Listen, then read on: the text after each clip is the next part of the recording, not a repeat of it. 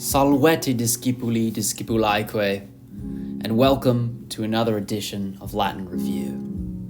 In this episode, we will be reviewing the usage of the infinitives, exercises 5 and exercises 9 from your previous homeworks.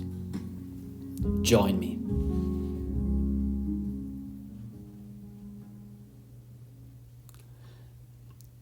Bene.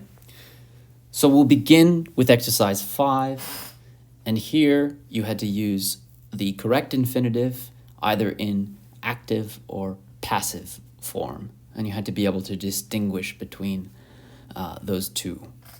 So let's just take a look at example B to start, just as an example of the difference between these two.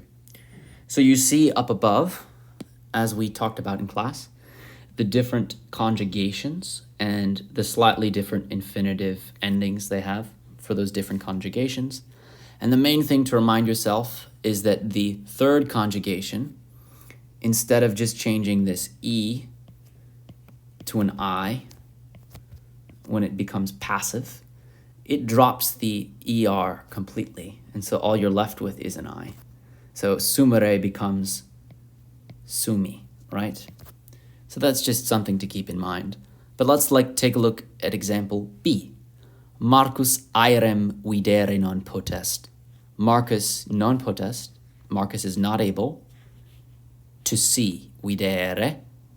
To see what? Aerem. Aerem is accusative. It's actually the direct object of videre. Because infinitives, because they are verbs, can take direct objects. So aerem is the object. It is that which he is not able to see. Marcus is not able to see the air. And then when it becomes passive, when we use the passive infinitive, we have aer as our subject instead of Marcus. Aer a Marco videri non potest. Air by Marcus is not able, non potest, to be seen, videri.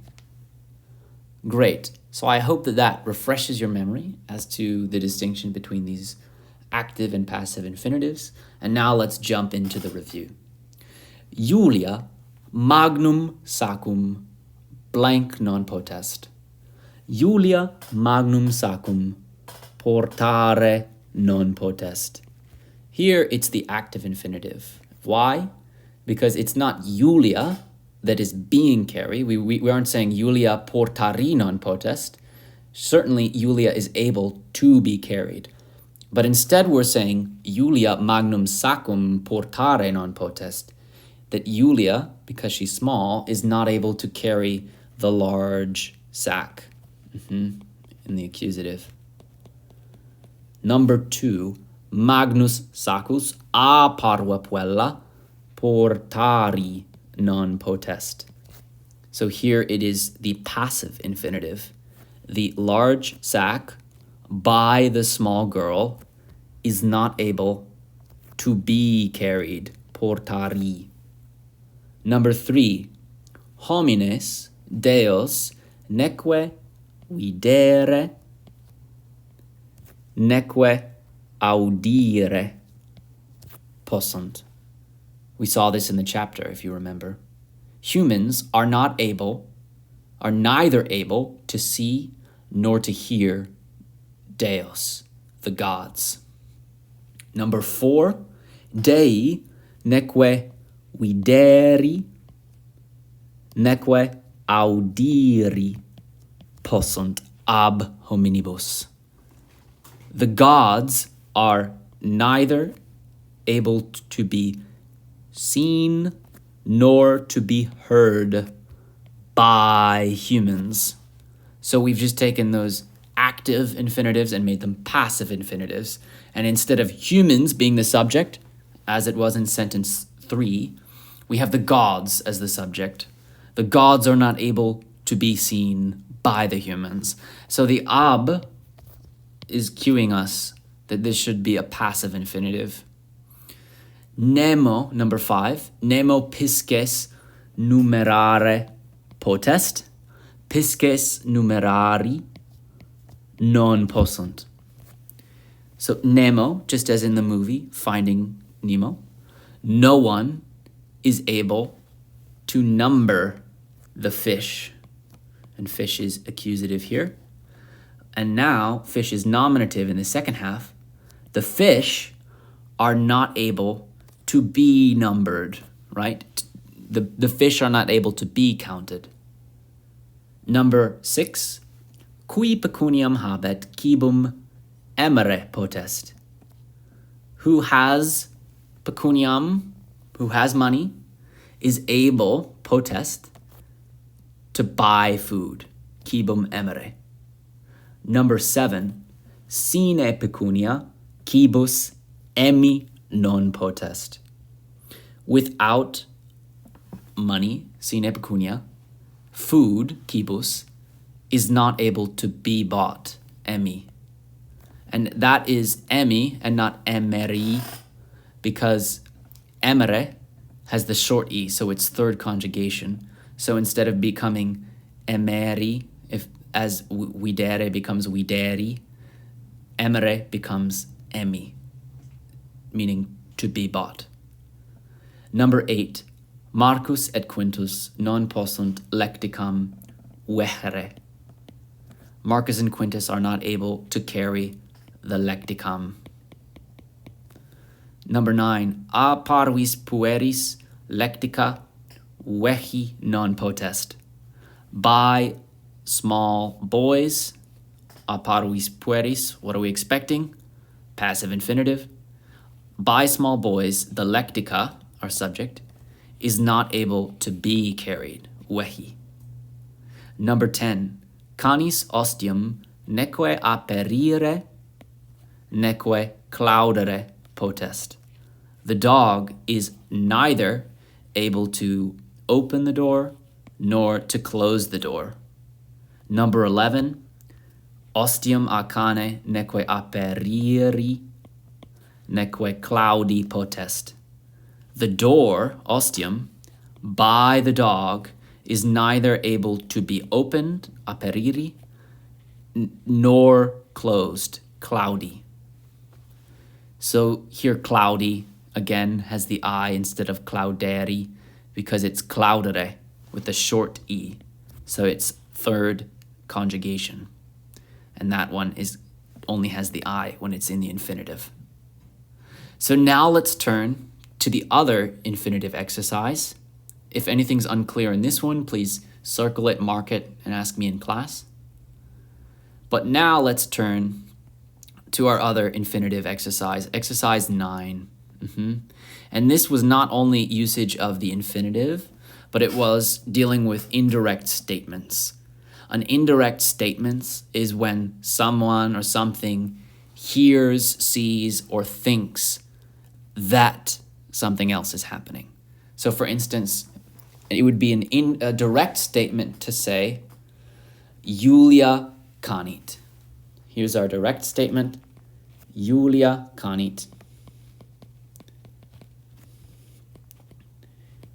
Which is Julia sings. But it becomes indirect when we say Quintus sees or Quintus hears that Julia is singing. He hears that Julia is singing. So we would make it indirect in Latin by saying Quintus audit Juliam canere. Right? Quintus hears Julia to be singing. So very often in English, we use the word that and would say Quintus hears that Julia is singing. But in Latin, we never do that, at least not in classical Latin. Instead, we use an accusative with an infinitive. So we have the person who is hearing, seeing, or thinking something, and then we have the object that he is hearing, seeing, or she, or is thinking about. seeing. In this case, it's Quintus who is the one hearing, and he is hearing what? Iuliam. So Iuliam needs to be accusative, followed by the infinitive, which is whatever Iuliam is doing. So the infinitive is always whatever the object is doing. Quintus hears Iuliam canere. Quintus audit Iuliam canere. And oftentimes this order in Latin is not the typical English order. So instead of Quintus audit Iuliam canere, we would just write Quintus Iuliam canere audit, because the main verb comes at the end. Quintus Iuliam canere.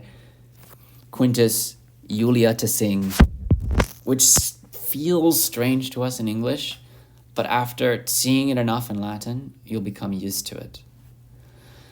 And now, what about when we're making an indirect statement, but we're using a passive infinitive? So let's take a look at the examples, right? Let's take a look at this example. Puer sacum a syro aperiri, right? And we're wondering, he videt.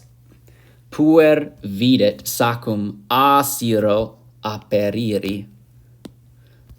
The boy videt, the boy sees the sack aperiri, to be opened by Cyrus.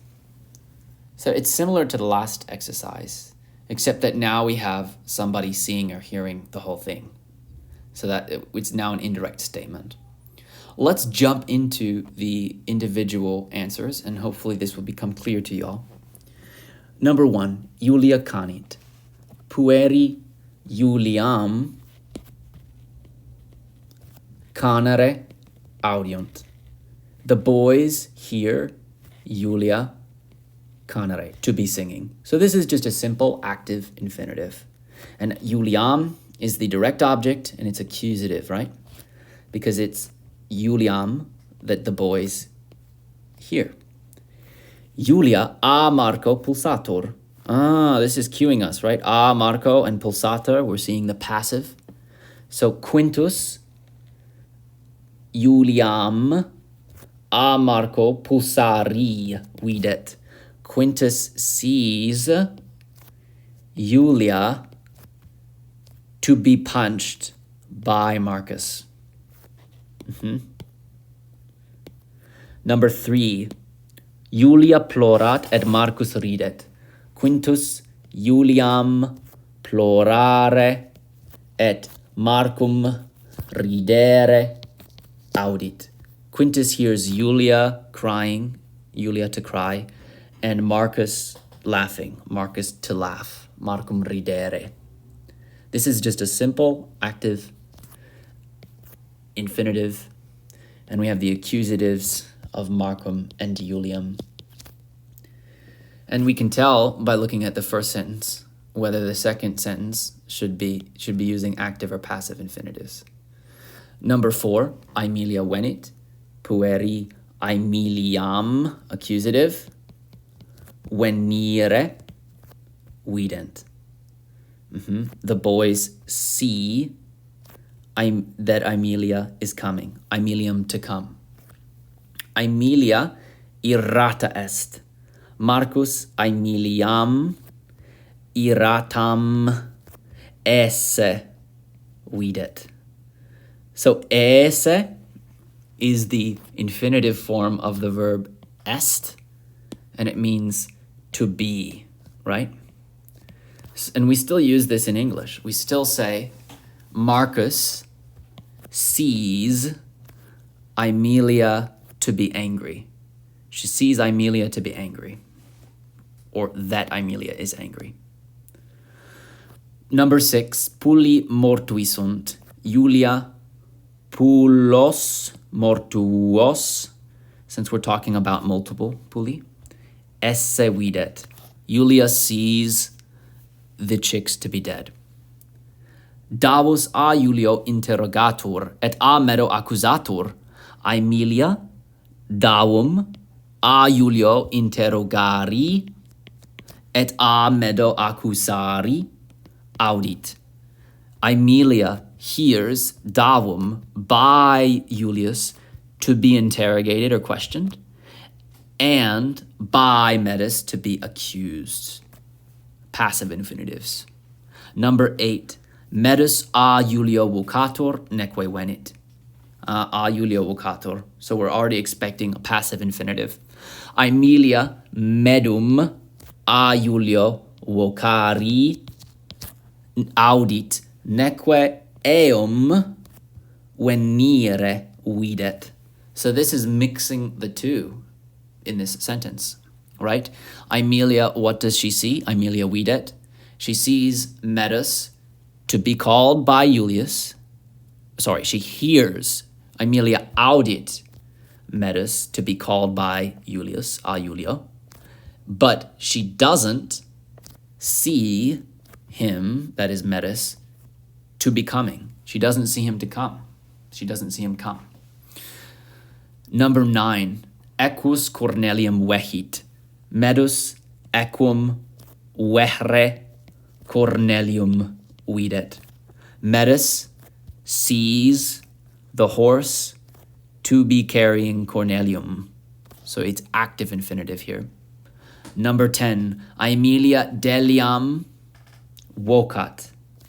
Syra Aemiliam deliam vocare audit.